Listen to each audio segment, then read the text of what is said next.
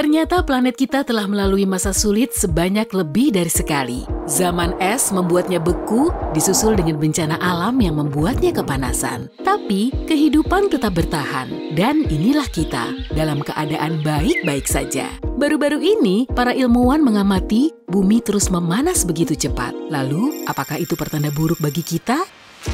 Selama miliaran tahun, planet kita telah terguncang sangat parah. Awalnya, bumi berupa bola magma panas yang tidak bisa dihuni sama sekali. Coba tengok Venus. Beginilah kondisinya saat ion hedion selama lebih dari 4,5 miliar tahun lalu. Geologi sendiri berupa organisme hidup. Bumi bergolak dan menggelegak, gunung berapi meletus setiap hari sehingga mengubah bentang alam dan bentuknya.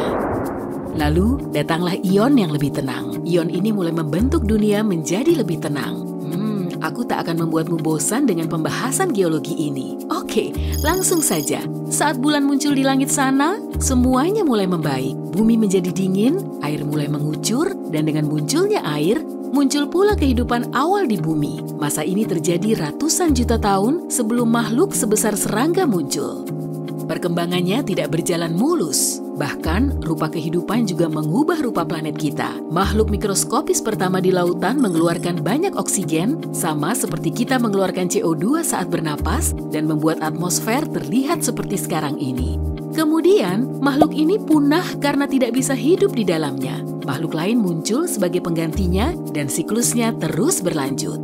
Selama jutaan tahun, banyak hal yang telah terjadi. Lapisan ozon muncul berkat makhluk kecil yang punah tadi. Kehadirannya menghangatkan planet kita, sehingga menjadi panas dan lembab. Lalu, supervulkan tiba-tiba meletus, memuntahkan banyak abu dan gas rumah kaca, sehingga seluruh bumi dingin lagi. Kemudian, zaman es berlangsung selama puluhan juta tahun. Saat semua es mencair dan kehidupan mulai muncul dari bawah salju, meteorit besar menabrak bumi, memusnahkan semua yang baru saja terbentuk. Ini semua terjadi dalam rentang waktu jutaan tahun. Bumi membeku, lalu mencair, kemudian tertutup es lagi, lalu menjadi hangat dan nyaman untuk ditinggali lagi. Jadi, prosesnya terlihat sangat alami. Inilah siklus kehidupan di bumi. Menurut para ilmuwan, penyebab utamanya adalah CO2 atau karbon dioksida. Dan saat kadarnya di atmosfer mencapai ekstrem, suhu di bumi akan naik secara signifikan. Itulah yang telah terjadi selama lebih dari seabad. Memang mengkhawatirkan. Dulu, diperlukan waktu ribuan tahun agar CO2 bisa memanaskan bumi. Tapi sekarang, keseluruhan suhunya telah naik sekitar 2 derajat hanya dalam waktu 150 tahun. Supaya lebih jelas, sebelumnya, kenaikan suhu 10 derajat akan memakan waktu setidaknya 10.000 tahun. Itu pun waktu minimal. Kita tentu tahu, 1,5 abad terakhir merupakan era revolusi industri. Manusia mulai melepaskan lebih banyak karbon dioksida, dan ini juga memengaruhi atmosfer. Gas rumah kaca menyebar, perlahan menghangatkan bumi. Jika hal ini terus berlanjut, dalam 200 tahun lagi, kemungkinan kita cuma akan punya sedikit resor musim dingin di Antartika. Namun, ilmu pengetahuan terus berkembang. Langkah untuk memperlambat proses pemanasan ini telah diupayakan. Tapi, prosesnya tidak bisa dihentikan. Jadi, kita perlu bersiap-siap. Bersiap-siap untuk apa persisnya? Yuk cari tahu! Gletser di kutub utara dan kutub selatan berkurang pesat. Gletser Muir di Alaska misalnya, yang bisa dibilang berubah menjadi danau hanya dalam waktu 60 tahun. Gletser lain di Alaska, serta di Greenland dan Antartika, juga telah sedikit mencair, sehingga menaikkan permukaan laut di seluruh dunia. Bahkan, laporan paling optimistis menyatakan, pada tahun 2100, permukaan laut akan naik setidaknya 44 cm. Angka yang kecil kan?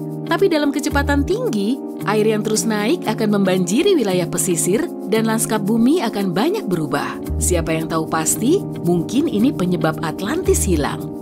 Tapi, pada skenario terburuk, permukaan laut kemungkinan akan naik setinggi 1 meter.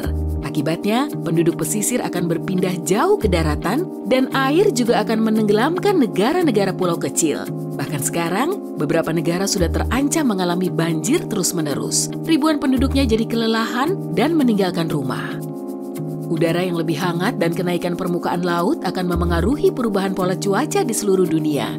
Secara umum, daerah hujan akan lebih sering hujan, sedangkan daerah kering seperti gurun bisa jadi lebih kering atau sebaliknya. Para ilmuwan tidak mengabaikan kemungkinan tentang gurun Sahara misalnya, yang bisa menjadi lembah subur dan dipenuhi dengan kehidupan. Tapi kemungkinannya hujan akan lebih merata dan terjadi hampir di mana-mana. Semakin banyak hujan, semakin banyak pula badainya, sehingga siklon lebih mudah terbentuk. Tahukah kamu, siklon adalah pemicu hurikan dan taifun? Jadi kalau keduanya terjadi lebih sering dan lebih kencang, bencana besar akan menerjang. Perbedaan cuaca dan kondisi iklim di seluruh dunia akan membuat rupa bumi berubah. Prosesnya memang tidak akan berlangsung selama sehari, tapi tetap saja rentang 1 atau 2 abad bisa memisahkan kita dari Antartika yang dapat dihuni, serta pantai Amerika Utara dan Selatan yang terendam air. Menurut model penelitian NASA, Eropa Barat dan Afrika akan bersuhu paling terik saat planet ini memanas. Negara-negara Laut Mediterania seperti Spanyol, Italia, dan Portugal harus siap menghadapi teriknya sinar matahari dan hujan yang lebih jarang. Akibatnya, kemungkinan akan terjadi kekeringan dan gelombang panas. Keduanya merupakan cuaca panas yang tidak wajar. Dan belakangan ini, planet kita semakin terpapar gelombang panas. Bahkan di musim dingin, belahan bumi utara kadang bersuhu setinggi musim panas, ada juga yang tingginya belum pernah tercatat dalam rekor. Bayangkan kamu tinggal di Inggris, saat berjalan-jalan di bulan Oktober, suhunya bisa melebihi 30 derajat Celcius. Ada juga masalah kekeringan. Sekarang ini kita menganggap kekeringan sebagai musim tanpa hujan dalam periode yang lama. Tapi, 1 abad lagi, kenaikan panas akan menguapkan air tanah di banyak tempat sehingga membuatnya kering dan tandus. Bahkan hujan singkat yang akan mengguyur tidak akan membantu, karena begitu hujannya reda, panas akan menguapkannya lagi. Kembali lagi ke kelembapan. Akibat kenaikan panas, salju di berbagai belahan dunia akan menjadi hujan.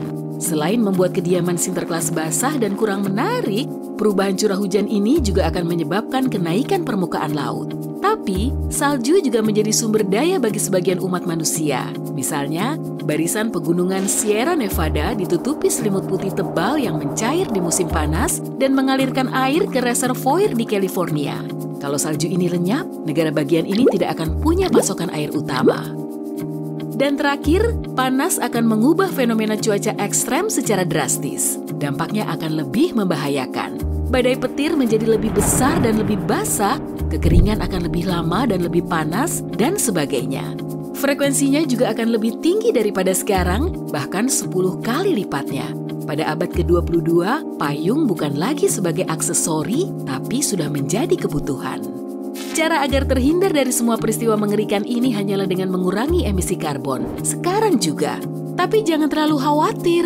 Meskipun manusia terus melepaskan CO2 ke atmosfer, planet ini punya cara untuk menyesuaikan diri dengan keadaan yang baru. Lagi pula, kejadiannya sudah lebih dari 1 kali dan kehidupan masih berlangsung. Tapi, kita harus beradaptasi dan berubah juga. Semakin cepat, semakin baik. Ya, kita masih menyandang gelar sebagai makhluk yang bisa bertahan hidup, bahkan dalam kondisi yang paling tidak ramah. Hey, jika kamu belajar hal baru hari ini, klik tombol suka di video ini lalu bagikan pada teman-temanmu. Inilah beberapa video menarik lainnya yang bisa kamu tonton. Klik saja video di salah satu sisi layar, dan ingat, tetaplah di sisi terang kehidupan.